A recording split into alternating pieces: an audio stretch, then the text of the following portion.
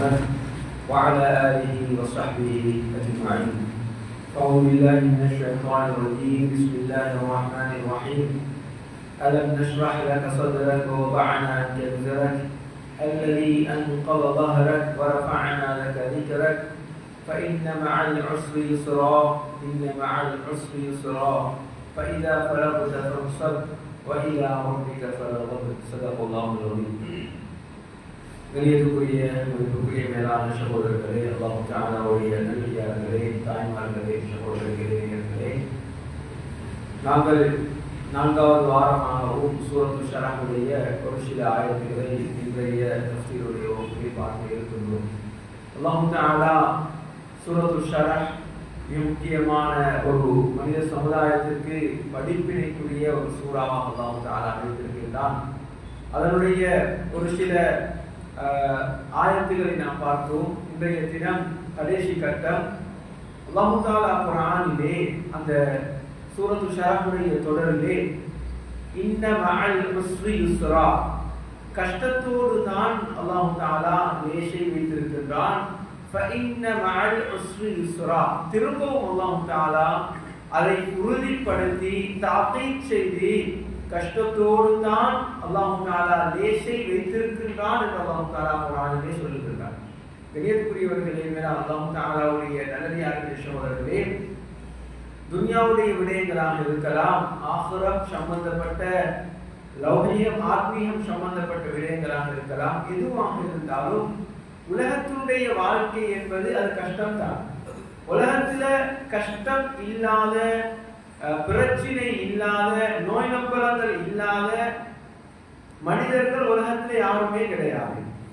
உலகத்துல பிறந்து வாழ்கின்ற ஒவ்வொரு மனிதனும் பல சோதனைகளுக்கு, பல பிரச்சனைகளுக்கு முகம் கொடுத்து தான் உலகத்திலே வாழ வேண்டும்.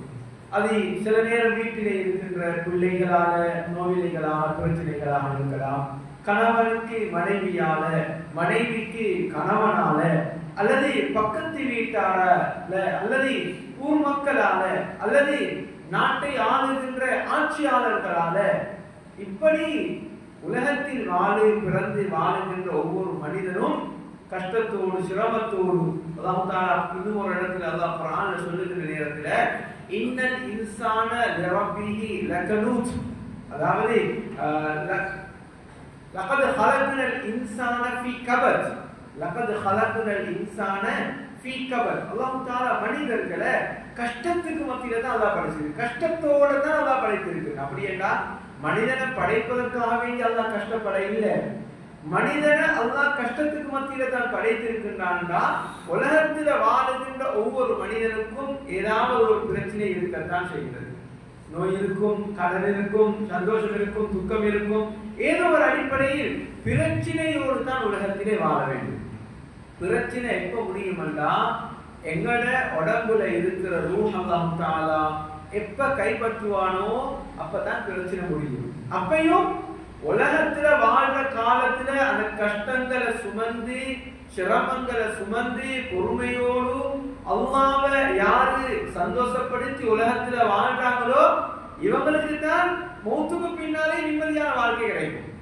ஸல்லல்லாஹு அலைஹி வஸல்லம் அவங்க உலகத்துல வாழ்ந்து விட்டு மௌத்தா போறவங்களை 2 ஷாராராக பிரிச்சாங்க. முஸ்தரிஷ், முதலாவது சொன்னாங்க முஸ்தரிஷ், ராஹத் பெற்று விடுகிறார். அப்படின்னா உலகத்துல வாழ காலத்துல பிரச்சனைகளோடு, கஷ்டங்களோடு, துக்கங்களோடு, கடன் தொல்லைகளோடு, ஏச்சு பேச்சுகளோடு ஒரு இபாதத் செய்வதாக இருந்தாலும் அதற்கும் காலத்தை, நேரத்தை ஒதுக்க வேண்டும்.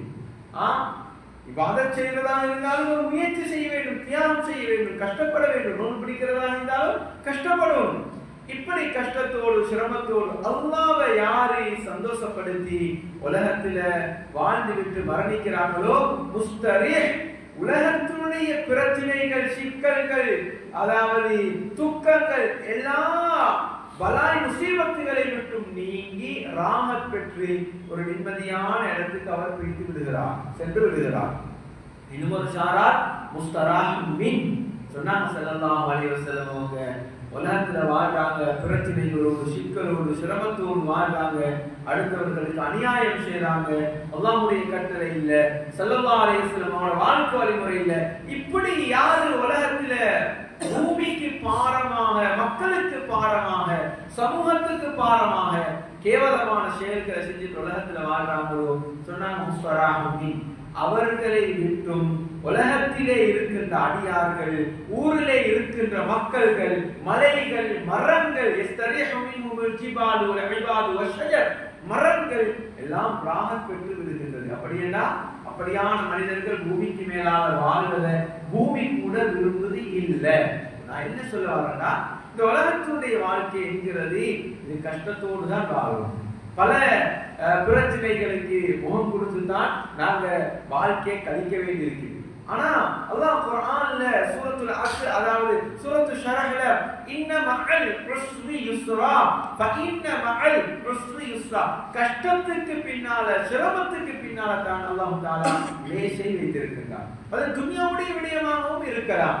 நாங்க ஒரு வியாபாரத்தை, ஒரு தொழிலை ஆரம்பிக்கிற நேரத்துல அதற்கு எவ்வளவு பெரிய முயற்சிகளை செய்கிறோம், எவ்வளவு விமர்சனங்களை நாங்க கேட்கிறோம், எவ்வளவு கஷ்டப்படுகின்றோம்.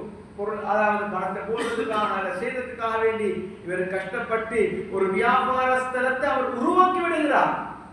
எதிர்காலத்தில அது ஹலாலான முறையில, அல்லாஹ்வுக்கு பொருத்தமான முறையில அது செல்லுகின்ற நேரத்துல அது அவருக்கு பிற்காலத்தில் லேசாக அமையும். அவரு அந்த வியாபார ஸ்தலத்தை அவர் செய்வாரு, ஆனா அவர் ரெஸ்டாரண்ட் ராகத்தான் இருப்பாரு. அது அப்படியே நடந்து கொண்டு போகும். ஆரம்பம் கஷ்டம் தான், ஆரம்பம் கஷ்டம். எதுவாக இருந்தாலும், ஆகிரத்துடைய விடயமாக இருந்தாலும் உலகத்துல கஷ்டம் தான். பொறுமை செய்வது கஷ்டம், விட்டு கொடுப்பது கஷ்டம், 5 நேரம் மஸ்ஜிதுக்கு வருவது அது கஷ்டம், சிரமம். நேரத்தை கொஞ்சம் எடுத்து ஒதுக்கி மஸ்ஜிதுக்காக வேண்டி கொடுக்கிறது அது கஷ்டம். ரமலானுடைய மாதத்துல 29 நாட்கள் அல்லது 30 நாட்கள் நோன்பு பிடிக்கிறது அது கஷ்டம். கடைசி 10ல இத்திகாஃபுடைய அமல்ல மஸ்ஜிதுல எங்களை கொண்டு வந்து வைக்கிறது இது கஷ்டம். ஆனா இந்த கஷ்டத்துக்கு பின்னால் அல்லாஹ் தஆலா மௌத்தொண்டு வைத்திருக்கின்றான். மௌத்துக்கு பின்னால் உலகத்துல நாங்க எந்த அளவு கஷ்டப்படுவோமோ அல்லாஹ்வை சந்தோஷப்படுத்துறதுக்காக வேண்டி மௌத்துக்கு பின்னால் உள்ள வாழ்க்கையில மனமான, நிம்மதியான, சந்தோஷமான அல்லாஹ் தஆலா வாழ்க்கையை வைத்திருக்கின்றான். வல்லதீன ஜாஹது ஃபீனா லனஹ்தியன்னஹும் சுபுலனா, குர்ஆன் அல்லாஹ் தஆலா சொல்றார், யார் முயற்சி செய்றாங்களோ, யார் தியாகம் செய்றாங்களோ இவர்களுக்கு நாங்க பல வழிகளை திறந்து கொடுப்போம். உலகத்திலே முயற்சி செய்யணும். ஒரு புள்ள ஓலவல் எக்ஸாம் எழுதுறதாக இருந்தால், ஸ்காலர்ஷிப்புக்கு முகம் கொடுக்கிறதாக இருந்தால், ஏதாவது எக்ஸாம்ல எழுதுறதாக இருந்தா, அல்லது குர்ஆன் மனனம் செய்வதாக இருந்தா, எந்த அளவு அந்த புள்ள முயற்சி செய்யணும்.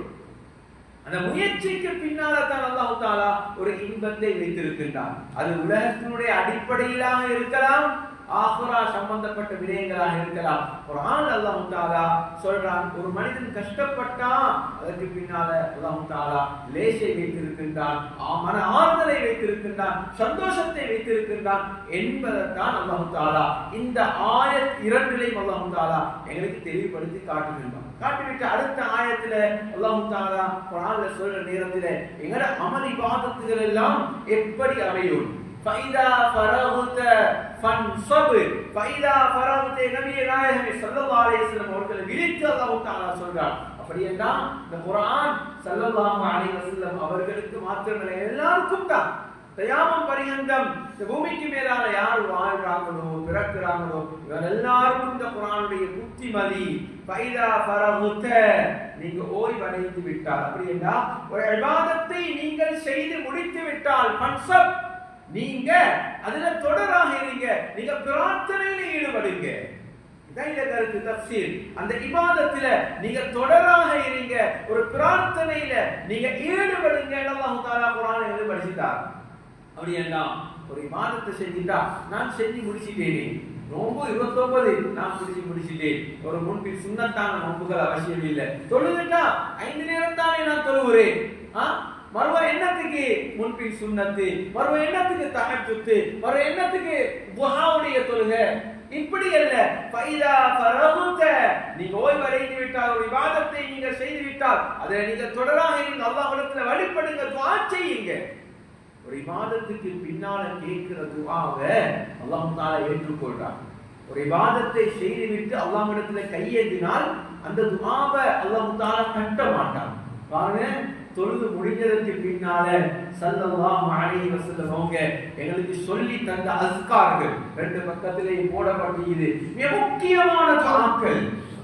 முதலாவது தொழுது முடிஞ்சதோட நாங்கள் சொல்லுகின்ற வார்த்தை என்ன தெரியுமா? அஸ்தக்ஃபிருல்லாஹ் அஸ்தக்ஃபிருல்லாஹ் அஸ்தக்ஃபிருல்லாஹ். அஸ்தக்ஃபிருல்லாஹ்னா என்ன?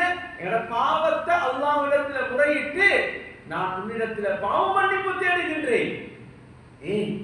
தொழுகையில சில நேரம் முன்ன பின்ன இருக்கலாம், இதர எங்களோட வாழ்க்கையில நிறைய பாவங்கள் நடந்திருக்கலாம். நாங்க மிக முக்கியமான ஒரு இபாதத் தொழுகை.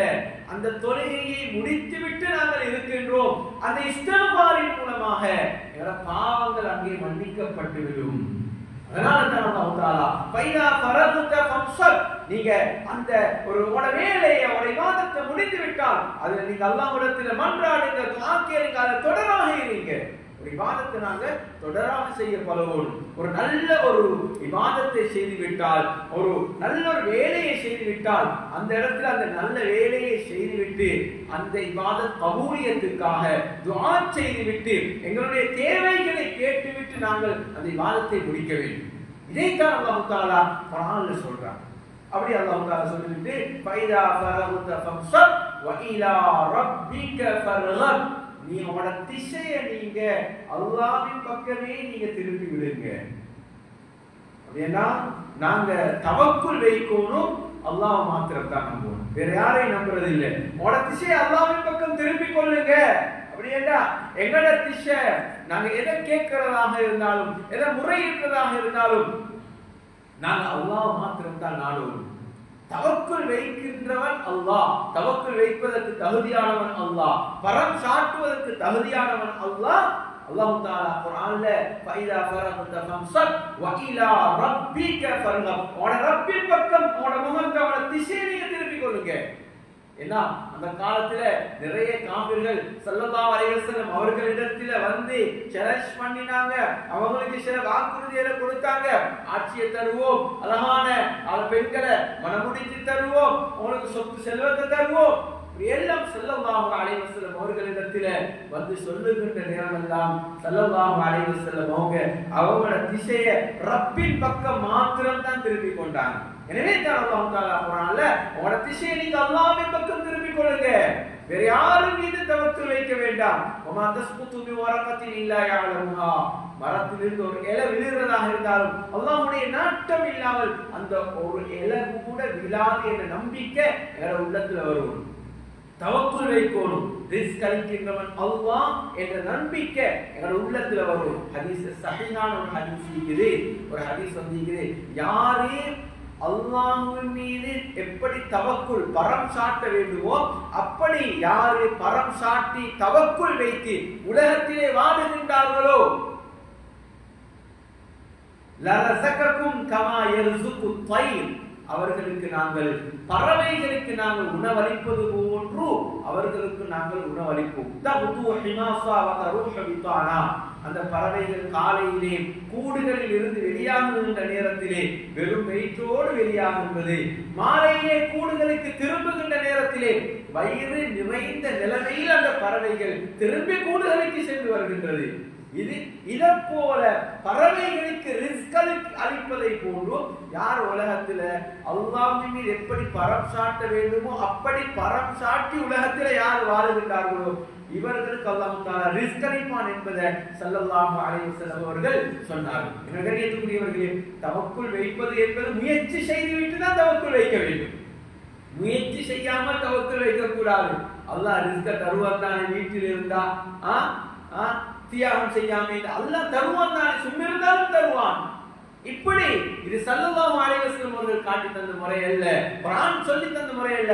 நாங்கள் முயற்சி செய்ய வேண்டும். வல்லதீன ஜாஹது ஃபீனா லனஹ்தியன்னஹும் சுபலனா, நாங்கள் முயற்சி செய்ய வேண்டும். அது ஆகிரமாக இருக்கலாம், துன்யா சார்ந்த விடயங்களாக இருக்கலாம். அல்லாஹ்வுக்கு பொருத்தமான முறையில நாங்கள் முயற்சி செய்கின்ற நேரத்தில் முயற்சி செய்து அல்லாஹ்வின் மீது முயற்சியோடு தவக்குல் வைக்கின்ற நேரத்தில் அல்லாஹ் தஆலா ரிஸ்கை எங்கட காலடியில கொண்டு வந்து போட்டு விடுவான் என்பதைத்தான் குர்ஆனும் ஹதீஸும் எங்களுக்கு தெளிவுபடுத்துகின்றது. எனவே குர்ஆன்ல அல்லாஹ் தஆலா இந்த சூரத்து ஷரஹ்ல ஸல்லல்லாஹு அலைஹி வஸல்லம் அவர்களுடைய நெஞ்சை அல்லாஹ் தஆலா விரிவுபடுத்தினான். எங்கட நெஞ்சி எங்கட உள்ள விரிவுபடுத்தப்பட்டா இஸ்லாத்தினுடைய செயல்கள் எல்லாம் எங்களுக்கு செய்யறது லேசாக அமைந்துவிடும். ஸல்லல்லாஹு அலைஹி வஸல்லம் அவர்களை அல்லாஹ் தஆலா 4-5 வயதிலிருந்து பண்படுத்தி ஒரு சமூகத்துக்கு தலைவராக அல்லாஹ் தஆலா மாற்றி இருக்கின்றார். ஸல்லல்லாஹு அலைஹி வஸல்லம் அவர்களை மாற்றினார்கள். 4-5 வயசில் பண்படுத்தினார்கள். நல்லவர்களாக உள்ளத்தை பரிசுத்தப்படுத்தி சமூகத்துக்கு தலைவராக அல்லாஹ் தஆலா ஆக்கினார். எனவே எங்களுடைய பிள்ளைகளை நாங்கள் சிறிய வயதிலிருந்து பண்படுத்த வேண்டும். எங்களுடைய முயற்சிகள் எந்த அளவுக்கு அல்லாஹ்வுக்கு பொருத்தமான முறையில் இருக்குமோ அந்த அளவுக்கு அல்லாஹ் தஆலா எங்களுக்கு வெற்றியை தருவார். நாங்கள் முயற்சி செய்கின்ற அளவுக்கு தான் சொர்க்கத்திலே இன்பகரமான வாழ்க்கை எங்களுக்கு கிடைக்கும் என்பதையும் இந்த குர்ஆன் எங்களுக்கு படித்து தருவது. அடுத்ததாக ஒரு இபாதத்தை செய்துவிட்டால் அந்த இபாதத்துக்கு பின்னால நாங்கள் அல்லாஹ்விடத்திலே மன்றாட வேண்டும் என்பதையும் இந்த சூரா படித்து தருவது. அடுத்ததாக நாங்கள் அல்லாஹ்வின் மீது அழகான முறையிலே கரம் சாட்டி அல்லாஹ்வை எப்படி நாங்கள் தவக்குல் வைக்க வேண்டுமோ அந்த அடிப்படையில் தவக்குல் வைத்து உலகத்திலே வாழ வேண்டும் என்ற அந்த விடயங்களை இந்த சூரத்து ஸலா எங்களுக்கு படித்து தருவது. எனவே இந்த விடயங்களை வாழ்க்கையில எடுத்து நடக்கின்ற நல்லவர்களாக வல்லவன் அல்லாஹ் சுப்ஹானஹு வ தஆலா நம் அனைவர்களையும் ஆக்கி அருள்வானாக. வாஹிரு தஅவானா அல்ஹம்துலில்லாஹி ரப்பில் ஆலமீன். அஸ்ஸலாமு அலைக்கும் வரஹ்மத்துல்லாஹி வபரகாத்துஹு.